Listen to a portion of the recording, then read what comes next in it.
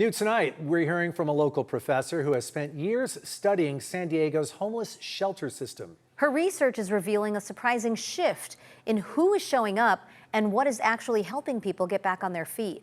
News 8's Esmeralda Perez is live downtown with the details. Esmeralda? Well, Carla, Marcella, this research didn't start in the office. It actually started with when USD professor Odilka Santiago's sister entered a shelter in New York City. That personal experience became the foundation of her work, and now she's sharing what changes could make a difference.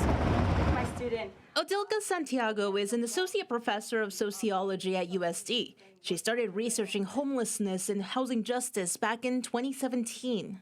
I firsthand had an opportunity to hear her testimony and see how it had really changed her and my nephew while going through the shelter system in New York City. For her research, Santiago interviewed 45 people in New York and San Diego who had spent at least a month in a shelter. She notes New York has a right to shelter mandate, meaning the city is legally required to provide a bed to anyone who needs one. San Diego has no such law.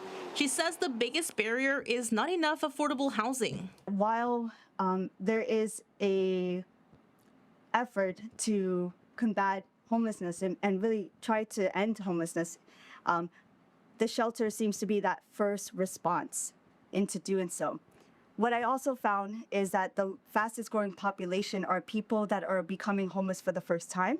One of those interviewed was Frankensaku Zaragoza, who experienced homelessness twice. The first time, he spent about a year living in his car and staying in motels. At the time, I was so caught up in my addiction that I never could have the ability to actually rent a place. He says a crystal meth addiction contributed to his instability. After serving time in federal prison, he remained sober for years before relapsing in 2015.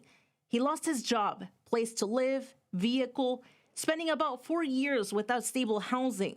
Today, he credits one factor for finally turning things around. As a person trying to navigate the system, I got really lucky when I got out of prison. I had a really good case manager who was able to focus me toward the right resources and coach me along the way and keep me encouraged when I got discouraged. But without that, it is such a confusing system to navigate.